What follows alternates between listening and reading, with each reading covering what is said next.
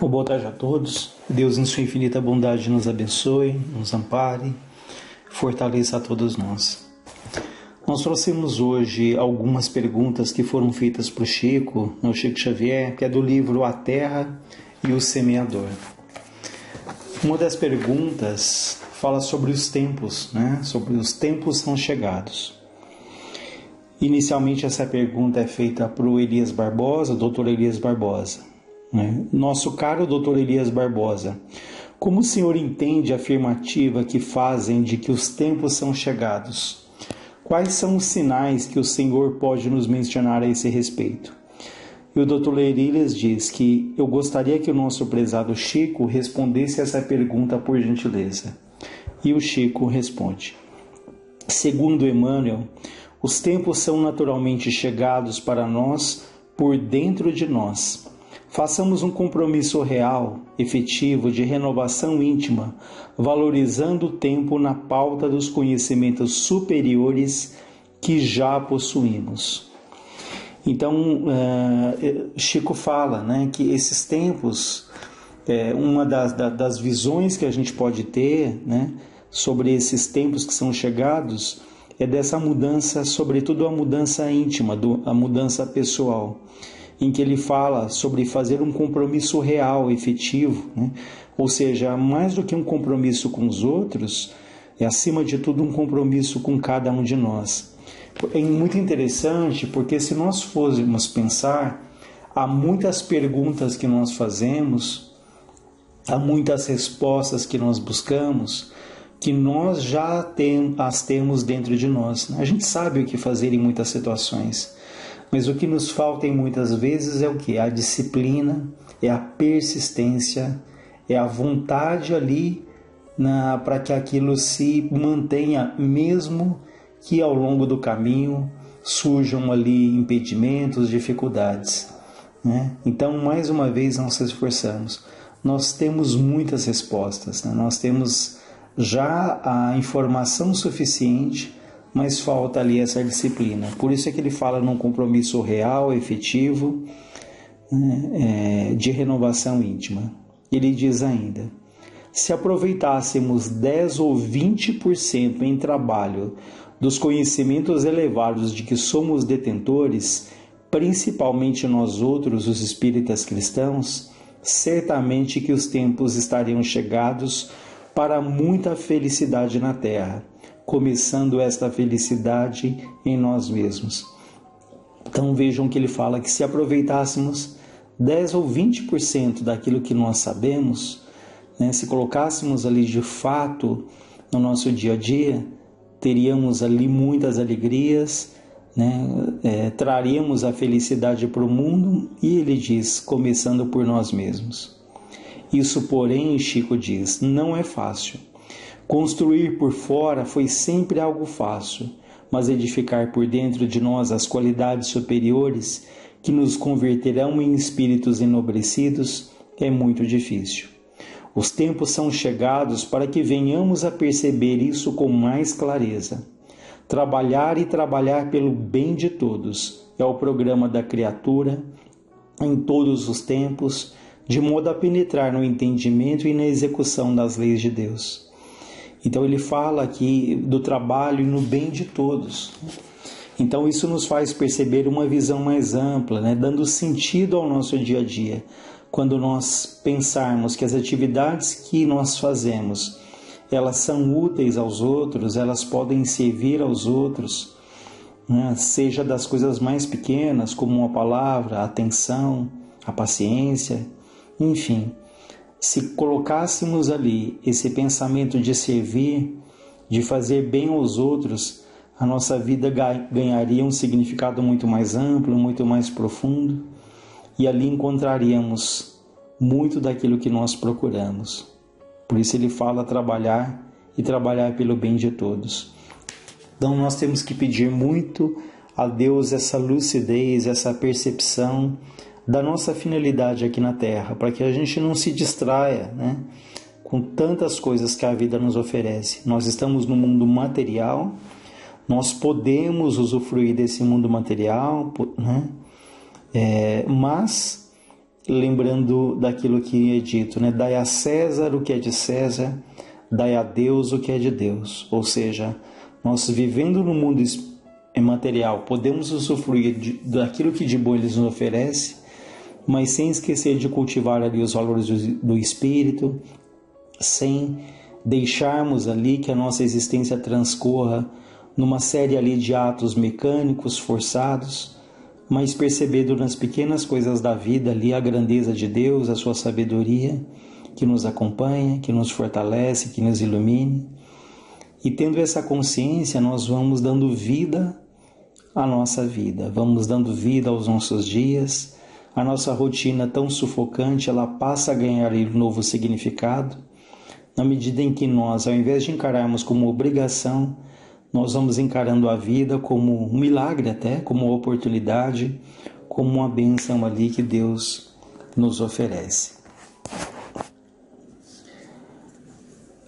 E é interessante pensarmos que Deus nos vê como uma obra de arte que ainda não está pronta. É como se um escultor, quando ele esculpe ali, ele termina uma obra, né, que às vezes beira ali a perfeição. Essa obra de arte, essa escultura, num primeiro momento, era uma pedra bruta, era um mármore, né, que pacientemente, gradativamente, esse escultor foi esculpindo. Então, da mesma maneira, nós podemos, neste momento, sermos ali pedras ainda brutas, mas Deus sabe que nós temos ali a capacidade que no futuro, à medida em que vamos construindo no dia a dia, nós vamos nos tornar ali criaturas melhores, espíritos mais lúcidos, com o coração ali mais aberto a Deus. Então ele nos vê como esse escultor vê ali uma pedra bruta e sabe daquela pedra bruta, se talhada com esmero, com dedicação, vai se tornar uma obra de arte.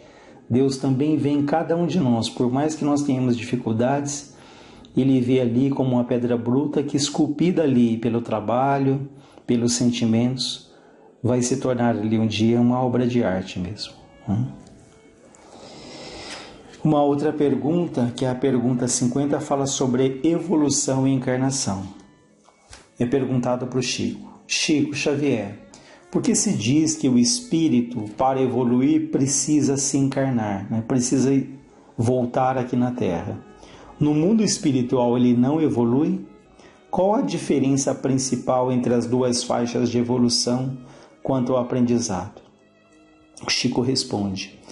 Na humildade dele, ele inicia dizendo: não acreditamos estar de posse dos conhecimentos para respondermos a questões assim profundas, envolvendo decisões do plano superior.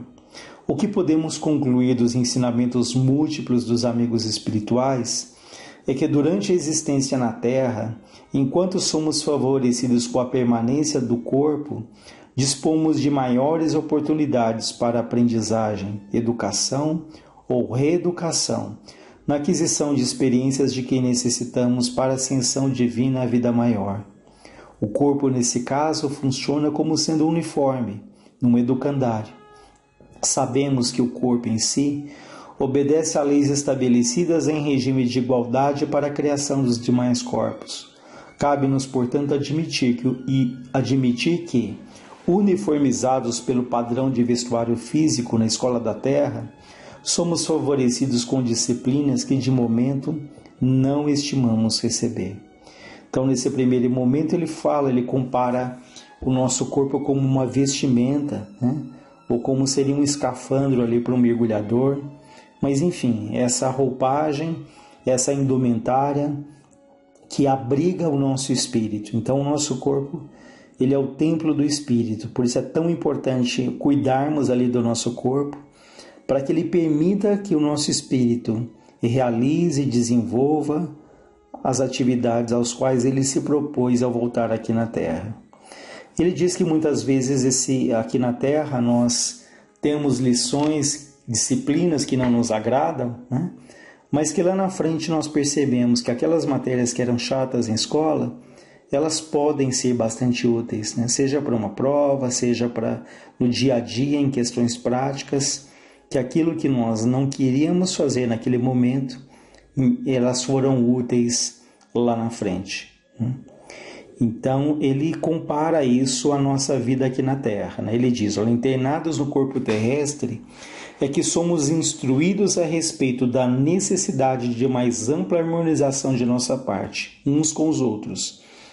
Certamente porque vivendo nas esferas espirituais próximas da Terra, com aqueles que são as criaturas absolutamente afinadas conosco, não percebemos de pronto as necessidades do aperfeiçoamento e progresso. Então, a nossa estadia na Terra, como eles falam, é uma bênção, é uma oportunidade sagrada que nós temos de retomar aqui e experienciar de uma maneira mais intensa aquilo que foi aprendido do outro lado. Então, daí a necessidade de experiências positivas ou experiências difíceis, né? E reencontros fraternos, amorosos, outros de dificuldades, mas sempre com o objetivo ali da reconciliação. Então, um dos objetivos da nossa estadia na Terra é esse, porque quando nós mergulhamos nesse corpo de carne, quando nós renascemos, muito das nossas lembranças, elas estão sufocadas, elas estão adormecidas. Então, nós renascemos aqui no convívio com aqueles que temos a necessidade dessa reconciliação. Ao passo que se esse encontro acontecesse no plano espiritual, do outro lado, a nossa memória ela é muito mais lúcida, muito mais ampla, nós nos reconheceremos prontamente. E como é que nós iríamos nos aproximar de desafetos às vezes tão intensos? Então, quando nós estamos aqui nesse corpo, as células físicas, elas como que encobrem a memória das células espirituais, né, do perispírito. Então, isso permite que nós possamos conviver com pessoas que tivemos problemas no passado e nessa convivência nós vamos ali gradativamente diminuindo as mágoas, o rancor, o ódio, a vingança. Então, aquilo que era vingança com a convivência, isso deve se tornar ali um respeito, para que ao longo do tempo isso até se torne, quem sabe, uma afinidade, né? ou crie-se laços de amor entre aquelas criaturas. Então, a nossa estadia no corpo ela é de grande importância nesse aspecto, e aqui, como ele fala, a Terra é uma verdadeira oficina, onde nós somos levados ali a conviver em situações, em ambientes, com pessoas que nos trazem grandes aprendizados. Então ele diz, numa comunidade ideal, com 20, 40 ou 10 pessoas raciocinando por uma faixa só, estamos tão felizes que corremos o risco de permanecer estanques, acomodados, né, em matéria de evolução por muito tempo. Então vejam que se nós permanecêssemos num convívio estritamente com pessoas que temos afinidade, como ele fala, uma comunidade com 20, 40, né, nós nos acomodaríamos. Mas é justamente ali, convivendo com um grande número de espíritos e diversos, um grupo heterogêneo, que nós somos colocados ali a desenvolver o quê? A paciência, a compreensão. Frei Fabiano fala de uma maneira bastante interessante que esse amor mais profundo, ele passa por vários caminhos antes. Ele passa pela tolerância, pela caridade, pela paciência, né? Ou seja, para sentirmos esse amor mais profundo que eles falam, há de se desenvolver, de se cultivar esses outros valores, né? Como se fosse uma estrada que nos leva a esse amor ali mais profundo, né? E se pergunta também, poxa, por que nós não podemos só conviver com espíritos que nos são muito queridos? E eles respondem que é isso que vai acontecer no futuro, né? Mas que para isso nós temos que nos desvencilhar ainda da nossa vaidade, do nosso egoísmo, do nosso individualismo, do nosso personalismo. Então, na medida em que nós vamos nos reconciliando, aprendendo a respeitar o outro, aprendendo a exercitar a empatia, aí sim nós vamos nos preparando para reencarnações em que cada vez mais vamos ter espíritos mais afins, relações mais harmônicas, né? Então, vai acontecer esse momento que nós vamos reencarnar somente entre espíritos afins, mas para isso nós temos um caminho ali a seguir antes que isso se concretize, antes que isso aconteça. Ele ainda diz: beneficiados com a reencarnação, o estacionamento é quebrado de modo natural, ou seja, se convivêssemos só com afins, nós teríamos esse comodismo, mas a reencarnação nos quebra esse estacionamento, né? E aí nós vamos sentir a sede de novos conhecimentos, fome de amor, anseio de compreensão, de vez que não ignoramos que a sede e fome são fatores que nos obrigam a trabalhar muito. Então, espiritualmente, semelhantes fatores na vida do espírito estão vigorando para todos nós, com a função de nos estimularem ao burilamento e ao progresso. Olha que interessante essa analogia, que quando estamos com sede, quando estamos com fome, nós somos impelidos, estimulados, impulsionados a buscar ali o alimento. Da mesma maneira, o espírito, quando ele se sente com fome de paz, com fome de equilíbrio, sedento de harmonia, ele naturalmente é estimulado a procurar ali esse bem-estar, né? Talvez até no primeiro momento pensando em si próprio, mas é um estímulo para que ele então descubra o valor do trabalho em grupo, né? O valor de olhar ali para o outro como um companheiro, como um irmão. E são essas existências na Terra que nos estimulam aí nessa busca, né? Em função do tempo, nós encerramos por aqui e voltamos numa outra oportunidade. Que Deus nos abençoe, nos ampare, nos fortaleça.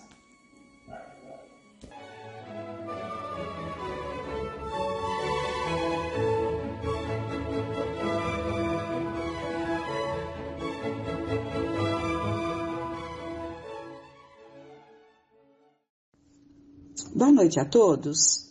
Vamos retomar a colocação final do encontro passado, em que Públio Lentulus fazia uma reflexão sobre sua vida em conversa com a Ana e sua filha Flávia. E ele dizia que vinha refletindo se não tinha errado em pedir a cura de Flávia a Jesus. E a Flávia também faz as suas colocações, então vamos ver. Na verdade, meu pai, disse Flávia Lentúlia, depois de longa pausa, tenho a impressão de que as forças divinas haviam deliberado arrebatar-me do mundo, considerando as dores penosas que me esperavam na estrada escabrosa do meu destino desventurado. Sim, ajuntou o senador, cortando-lhe a palavra. Ainda bem que me compreendeste. A vida e o sofrimento nos ensinam a entender melhor o plano das determinações de ordem divina. Antigos iniciados, continua ele, das religiões misteriosas do Egito e da Índia, acreditam que voltamos várias vezes à Terra noutros corpos. Nesse instante, o velho patrício fez uma pausa.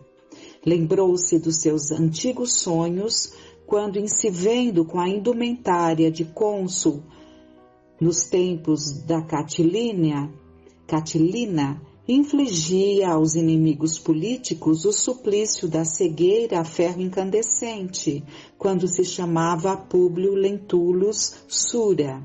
E vejam que nessa encarnação ele foi cegado, né? Ele ficou cego, também com ferro incandescente. Continuando. Nos seus pensamentos caía como que uma torrente de ilações novas e sublimadas, como se fossem renovadoras inspirações da sabedoria divina. Mas depois de alguns instantes, como se o relógio da imaginação houvesse parado alguns minutos para que o coração pudesse escutar o tropel das lembranças no deserto do seu mundo subjetivo, murmurava confortado na posse tardia do roteiro do seu amargurado destino. Por que posse tardia do roteiro? Porque todos temos um roteiro, uma programação visando o nosso bem. Mas, infelizmente, buscamos atalhos, nos desviamos, nos complicamos. Por isso que ele coloca, Emmanuel coloca, posse tardia do roteiro. Então, só depois que ele se deu conta do mau uso que ele fez das oportunidades ali da sua vida. E ele continua: hoje creio, minha filha, que se as energias sábias do céu haviam decidido a tua morte em pequenina, determinação essa que eu possivelmente contrariei com a minha súplica angustiosa de Pai, descoberta em silêncio pelo Messias de Nazaré no recôndito do meu orgulhoso e infeliz coração, é que deverias ficar livre do cárcere que te prendia, de modo a te preparares melhor para a resignação, para a fortaleza e para os sofrimentos. Certamente renascerias mais tarde e encontrarias as mesmas circunstâncias e os mesmos inimigos, mas terias um organismo mais forte para resistir aos embates penosos da existência terrestre. Então vamos analisar um pouco essas colocações. Não estranhemos essas colocações que Emmanuel não as teria registrado se não trouxessem um profundo ensinamento acerca dos nossos destinos, que em grande parte não são determinados como gostaríamos que fossem, até para nos confortar mais. As responsabilidades correm por nossa conta, daí um peso muito maior, né? Vamos pensar em algumas situações para compreendermos essa flexibilização do tempo da morte do corpo físico em determinados casos. Se pensarmos em Martin Luther King, está me ocorrendo esse exemplo porque José Sintra Filho, fundador da casa, costumava dar esse exemplo. Ele, ao reencarnar, Martin Luther King, ele sabia que estaria sujeito a ser assassinado, justamente pela prova, pelo trabalho que ele havia escolhido, né? Então ele sabia que estaria sujeito a ser assassinado, como de fato foi. Mas poderia não ter sido assim, e ele teria ficado um tempo maior aqui. Me lembro agora também de uma vez que o seu Zezinho contou de um amigo ou conhecido, não me lembro, dono da GC Lever, se não me engano. Bem, essa pessoa estava muito mal, hospitalizada, prestes a desencarnar, acredito que num estado comatoso e fora do corpo, em espírito. Foi perguntado se ele queria retornar para mais um tempo, e ele quis retornar. Pena que me fogem os detalhes, mas a essência é essa, que ele retorna para fazer algo importante. Quem sabe alguém possa se lembrar, né? Mas essa é a ideia. Ele complementa uma tarefa. Então já compreendemos que existem créditos que facultam determinadas possibilidades. Estou lembrando de mais uma situação que o seu Zezinho gostava de contar. Quando Arnaldo Rocha, marido de Meimei, que é a Irma Costa, né, estava se preparando para se casar novamente, a Meimei, no plano espiritual, pois que havia desencarnado muito jovem, aos 24 anos, né, e o seu marido estava ali novamente buscando um novo casamento. Ela começa a ficar um pouco enciumada e diz a Emmanuel que gostaria de retornar como filha do casal. E Emmanuel lhe diz: se você requisitar essa permissão, crédito para isso você tem. Mas te digo, como ficam as mães e crianças que você conquistou para sua tutela? Então ele a adverte das responsabilidades que ela havia assumido como orientadora de grupos que se dedicam ali a crianças. Então, nós reconhecemos hoje, portanto, que há uma lei soberana e misericordiosa. Vou continuar no texto agora de Emmanuel, né? Emmanuel está dizendo a sua filha e a Ana. Então, retomando a narrativa. Reconhecemos hoje, portanto, que há uma lei soberana e misericordiosa que devemos obedecer sem interferir no seu mecanismo feito de misericórdia e sabedoria. Então prestemos muita atenção nessas colocações profundas que ele nos traz para nosso entendimento, porque ele há muito já tem esse entendimento. Emmanuel. Quanto a mim, que tive organismo resistente, fibra espiritual saturada de energia, sinto que em outras vidas procedi mal e cometi crimes nefandos. Minha atual existência teria de ser um imenso rosário de infinitas amarguras, mas vejo tardiamente que se houvesse ingressado no caminho do bem, teria resgatado um montão de pecados do pretérito obscuro e delituoso.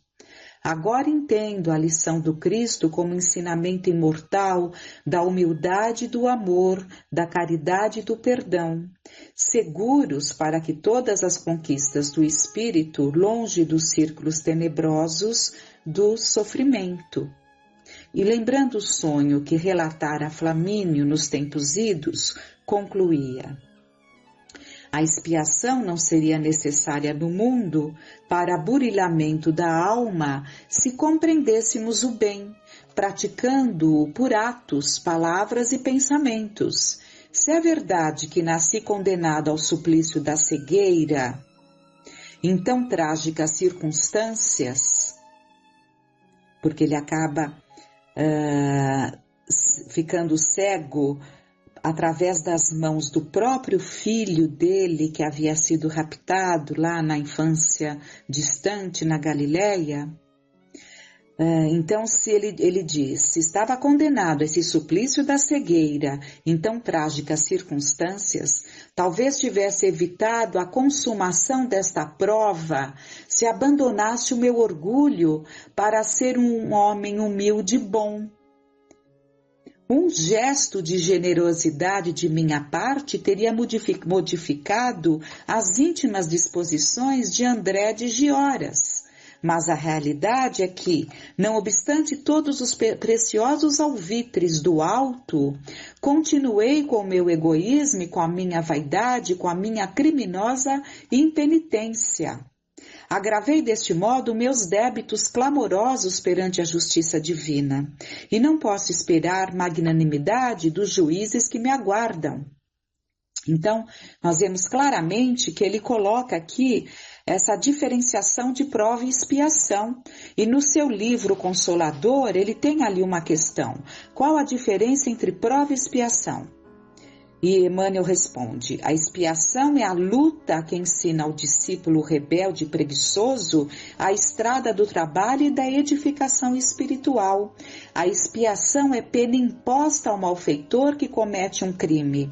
Então, se todos nós tivéssemos ali a busca de um melhor comportamento, nós evitaríamos as expiações, que são penas impostas, e ficaríamos com as provas, que são justamente o recurso para buscarmos ali o crescimento devido à nossa rebeldia, ao nosso espírito ainda preguiçoso que insiste nos erros, né? Porque poderíamos nem errar, mas isso já seria um tema de um outro momento.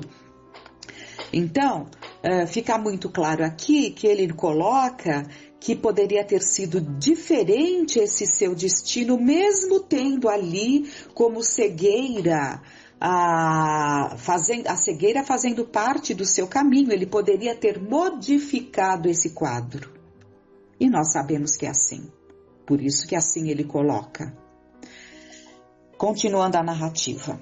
O velho Públio Lentulus tinha uma lágrima dolorosa no canto dos olhos apagados, mas Ana, que ansiosa lhe escutar as palavras e conceitos e que se regozijava intimamente verificando que o orgulhoso Senhor atingira as mais justas conclusões de ordem evangélica, ilações a que também ela havia chegado nas meditações da velhice, esclarecia bondosamente como se as suas afirmativas simples e incisivas chegassem no momento justo para a consolação de todos. Senador, todas as vossas observações são criteriosas e justas.